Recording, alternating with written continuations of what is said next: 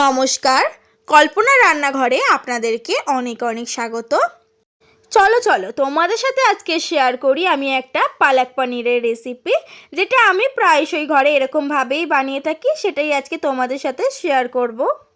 এই রেসিপিটা তোমরা ভাত, রুটি, পরোটা যে কোনো কিছুর সাথেই খেয়ে দেখতে পারো। আশা করি খুব ভালো লাগবে এই কম্বিনেশনটা।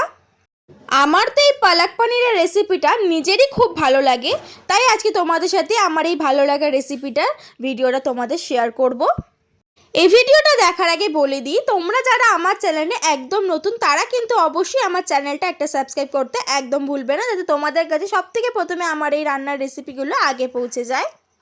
সকাল সকাল বাজারে গিয়ে একদম ফ্রেশ পালং শাকগুলো এনে ভালো করে ধুয়ে আমি একটু চিনি দিয়ে এটাকে সিদ্ধ করে নিয়েছি। এখানে নিয়েছি হচ্ছে আমি পনির। এবারে আমি এখানে সিদ্ধ করে রাখা পালং শাকটাকে ভালো করে ব্লেন্ড করে নেব। ওই যে বলেছিলাম সিদ্ধ করার সময় একটু চিনি দিয়ে সিদ্ধ করবে, সেটার কারণ হচ্ছে চিনি না দিলে কিন্তু পালক শাকের কালারটা একটু ফেড মতো হয়ে যাবে। চিনি দিলে কিন্তু এরকম একদম তরতাজা সবুজের মতো কালার হয়ে থাকবে। এবারে আমি কড়াতে দিয়ে দিচ্ছি সাদা তেল, তার সাথে আমি এখানে দিয়েছি হচ্ছে 1 চামচ মতো ঘি। ঘিটা ভালো করে গলে এলে এখানে আমি যে একদম জিরি করে কেটে রাখা পেঁয়াজটা রেখেছিলাম, সেই পেঁয়াজটা আমি এখানে দিয়ে দিয়েছি। দিয়ে একটু ভালো করে এটাকে লাল লাল মতো করে একটুখানি ভাজা করে নেব। এরপর আমি এখানে দিয়ে দিয়েছি হচ্ছে 1 চামচ মতো আদা রসুন বাটা। দিয়ে ভালো করে আমি মশলাটাকে কষিয়ে নেব, যাতে মশলার মধ্যে কোনো রসুনের গন্ধ না থাকে। মশলাটা ভালোভাবে কষা হয়ে গেলে যে ব্লেন্ড করা পালং শাকটা রেখেছিলাম, সেই ব্লেন্ড করা পালং শাকটা আমি এখানে দিয়ে ভালো করে মশলার সাথে মিক্স করে নেব।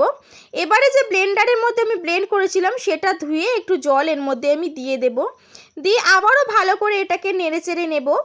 অন্যদিকে আমি এখানে পনিরগুলো ভালো করে কেটে নিয়েছি। এখানে আমি এরকমভাবে ছোট পিস করে কেটে নিয়েছিলাম। তোমরা চাইলে আরেকটু বড় পিস রাখতে পারো, তোমাদের যেরকম পছন্দ। আমি এখানে এরকমভাবেই পিসটা রেখেছিলাম।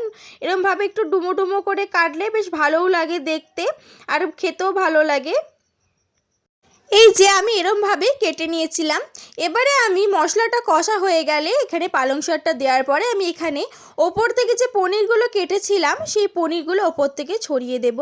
আর সাথে এখানে দিয়ে দিয়েছি একটু গরম মশলা, আর এখানে দিয়ে দেব হচ্ছে পরিমাণ মতো একটু দুধ। এখানে আমি যে আমুলের গোল্ড দুধ আছে সেটা আমি এখানে ইউজ করেছি। তোমাদের বাড়িতে যে কোনো দুধ থাকলে তোমরা সেই দুধটা দিতে পারো। এখানে দুধটা দেওয়ার পরে আমি ভালো করে মিক্স করে নিচ্ছি। দেখো কালারটা কিন্তু এরকম চলে এসছে। দুধটা দেওয়ার পর ভালো করে এটাকে নাড়াচাড়া করে নিয়ে এটাকে আমি নামিয়ে প্লেটিং করে নেব। এখানে আমি প্লেটিং করে নিয়েছি। দেখো দেখতে কতটা সুন্দর লাগছে। এটা কিন্তু দেখার থেকে এটা কিন্তু খেতে আরও বেশি সুন্দর হয়েছিল। আমি কিন্তু ঘরে পালক পনিরটা এরকমভাবেই সবসময় বানিয়ে থাকি।